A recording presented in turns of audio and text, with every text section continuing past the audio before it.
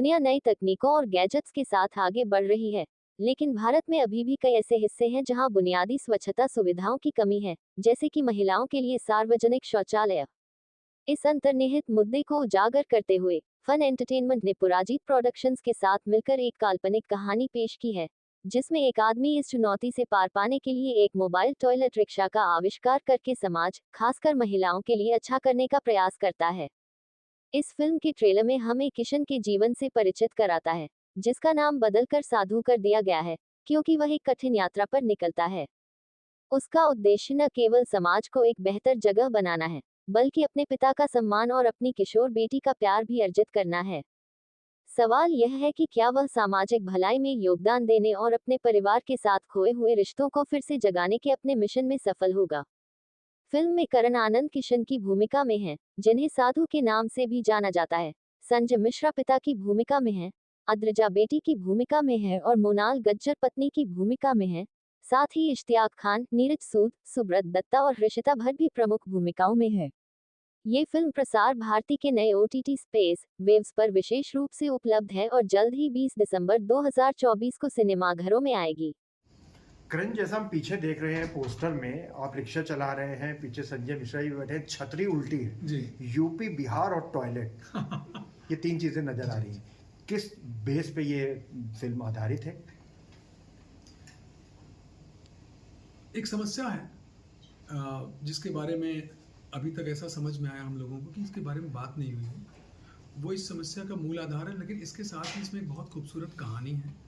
बाप बेटे का रिश्ता है, बाप बेटी का रिश्ता है, माँ बेटे का रिश्ता है। उन कहानियों को बढ़ाते हुए हमने कहानी बढ़ाई और क्लाइमेक्स में हम पहुँचे हैं उस मुद्दे पर, जिस मुद्दे की हम बात कर रहे हैं, जो हम चाह रहे हैं कि ये बात सरकार तक पहुँचे और इसको एड्रेस किया जाए। क्या मुद्दा है? एक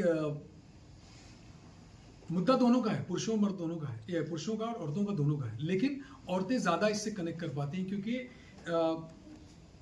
औरतें कभी भी मार्केट में जाके जनरली वो शर्म के मारे या उनके सिस्टम में ऐसा बिठा दिया गया है कि वो पूछ सकें कि टॉयलेट कहाँ है, बाथरूम कहाँ है, साफ सुथरा कहाँ है।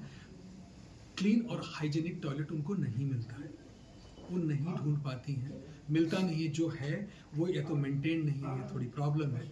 टॉयलेट है ऐसा नहीं है, लेकिन वो क्लीन और हाइजीन टॉयलेट, क्योंकि वहाँ से औरतों को बहुत सारी बीमारियाँ लग जाती हैं। इस डर से जो क्लीन टॉयलेट है वहाँ भी वो नहीं जा पाती, नहीं ढूंढ पाती। इसकी वजह से वो पानी कम पीती हैं, ब्लैडर में सुसु रोक के रखती हैं।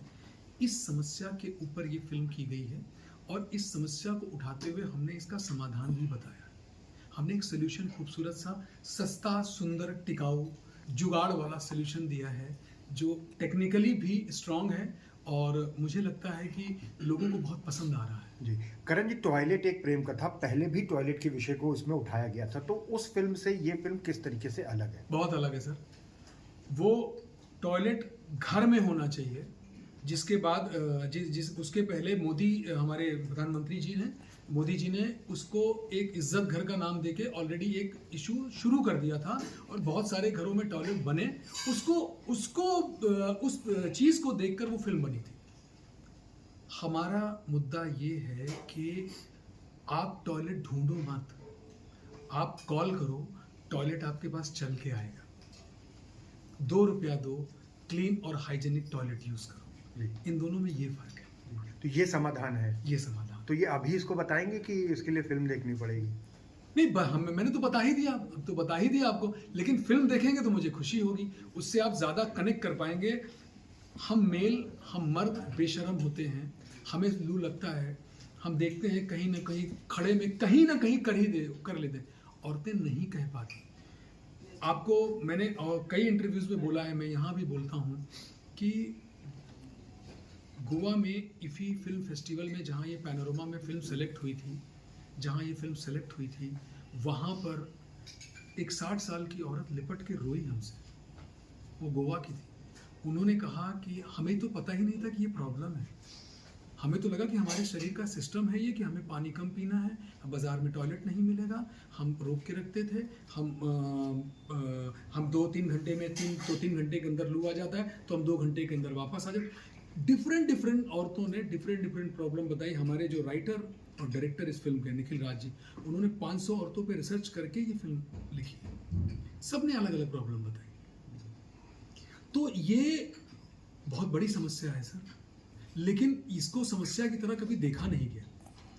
अब हम भाग्यशाली हैं कि फिल्मों के माध्यम से हमें ये मौका मिला है, तो हम चाहते हैं कि हमारी सरकार और हम सब मिल के इस पर बात करें और इस समस्या का समाधान निकालें। सर कहाँ कहाँ शूट हुआ, और जैसा पीछे हम रिक्शा देख रहे हैं तो क्या एक्सपीरियंस रहा और किस तरीके से जीवंत इसको बनाया गया? सर शूटिंग तो आपके शहर लखनऊ के आसपास, जो पास मलिहाबाद है, वहाँ से मलिहाबाद के अंदर एक 10-12 किलोमीटर अंदर पड़ जाता जमुनिया गांव है। जमुनिया गांव में शूटिंग किया है हम लोगों ने, 35 दिन शूट किया। और दूसरा सवाल क्या था सर आपका? और क्या एक्सपीरियंस रहा, मतलब किरदार को जीने के लिए क्या क्या चीज़ें की गई कि मैंने तैयारी की थी, बाकी और संजय जी तो बड़े सीजन एक्टर हैं, तो उनका तो मुझे नहीं पता कि क्या प्रोसेस अपनाया उन्होंने। लेकिन मैंने रिक्शा चलाने सीखने से लेके, दाढ़ी बढ़ाने से लेके, घर के अंदर मैंने मेरे जो कुक हैं उनको मैं बोलता था कि पूरे दिन का खाना बना के आप चले जाओ, तो चले, मैं अकेला रहता था। 6 महीना मैंने अपने आप को सोशल लाइफ से काट लिया था, मैं किसी से बात नहीं करता था। 3-4 नंबर थे, मदर फादर वगैरह उन लोगों के थे, बाकी किसी से मिलता नहीं था। यही कपड़े, जो कपड़े इसके हैं, ये कपड़े मांग लिए थे मैंने शूटिंग से 1 महीना पहले। यही कपड़ा मैं पहन के घर पे रहता था, ज़मीन में बैठता था। डायरेक्टर के साथ पूरे स्क्रिप्ट की मैं रीडिंग करता था। उन्होंने मुझे गाइड किया कि इसकी सच्चाई, इसके ट्रूथफुलनेस को। रिक्शे वालों के घर पे जाके, मैं जो रिक्शे वाले थे उनके घर पे जाके मैं जब भी कोई मौका होता तो यहाँ आके उनके मिला, उनके घर पे रहा सुबह से शाम तक। उनके साथ बैठ के खाना पीना, खाना कैसे रहते हैं, कैसे बात करते हैं, रिक्शे वाले का क्या एटीट्यूड होता है, जब वो सुबह निकलता है तो कैसा होता है, शाम को जब घर पे आता है तो उसकी क्या हालत होती है, तब वो कैसा होता है, इन बिटवीन उसके डे में वो किस तरह से फील करता है। रिक्शा चलाते हुए अगर कोई गाड़ी सामने आ गई, उसको ब्रेक मारना पड़ गया और सवारी बैठी है, उसको फिर से खींचना पड़ा, तो उसके मन में क्या गालियाँ आती हैं। इन सारी चीज़ों पे वर्क करते हुए मैंने एक्चुअल 4 दिन पहले, शूट से पहले आके यहाँ उन गलियों में मैंने एक्चुअल मुंह पे कपड़ा बांध के रिक्शा चलाया। कुछ पैसे कमाए हैं मैंने। मतलब सवारी मिली आपको? सवारी मिली मुझे। एक लेडी थी, उन्होंने 10 रुपए कम दिए। एक साहब थे, उन्होंने 20 रुपए ज़्यादा दिए। उनको लगा कि ये तुम रिक्शे वाले नहीं हो, शायद तुम्हारा वक्त खराब है इसलिए रिक्शा चला रहे हो, इसलिए 20 रुपये तुम मेरी तरफ से रखो। तो 148 रुपये मेरा किशन रिक्शे वाले का कमाया हुआ मेरे पास है। जी। तो क्या कहना चाहेंगे इस फिल्म को देखने के लिए अपने दर्शकों से? मैं चाहूँगा कि दर्शक तक ये तब पहुँचेगी जब वो जानेंगे। उसके पहले मैं आप सब से चाहूँगा कि आप सब लोग इस फिल्म को जितना प्रमोट कर सकते हैं, जितना इसके बारे में बात कर सकते हैं, पहले तो आप ये फिल्म देखिए, और जब आपको लगे कि इस फिल्म के बारे में बात होनी चाहिए, तब आप इस फिल्म को जितना स्पेक्ट्रम दे सकते हैं, जितना वर्टिकल दे सकते हैं, जिस माध्यम से, सोशल मीडिया के माध्यम से, जैसे भी पर्सनल, इस फिल्म को ज़रूर पहुंचाइए साहब। इस फिल्म से जुड़िए। क्यों? क्योंकि बड़ी ईमानदार फिल्म है ये। आप फिल्म देखोगे, ये सब लोग कह रहे हैं, ये सारे लोगों का कहना है। 3-4 रेटिंग्स आ चुकी हैं। टाइम्स ऑफ इंडिया ने 3.5 की रेटिंग दी है इस फिल्म को।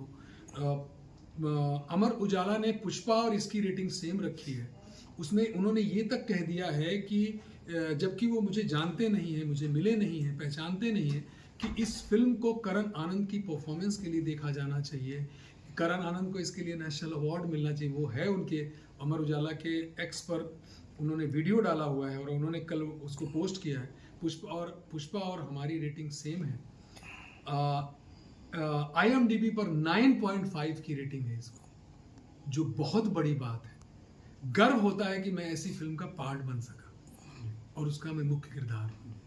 तो पूरी फिल्म इस गंभीर मुद्दे पे रहेगी कि कुछ अरे गीत नहीं, संगीत हाँ, ये अच्छा किया, बहुत बढ़िया सवाल है। इसमें 2 बड़े खूबसूरत गाने हैं।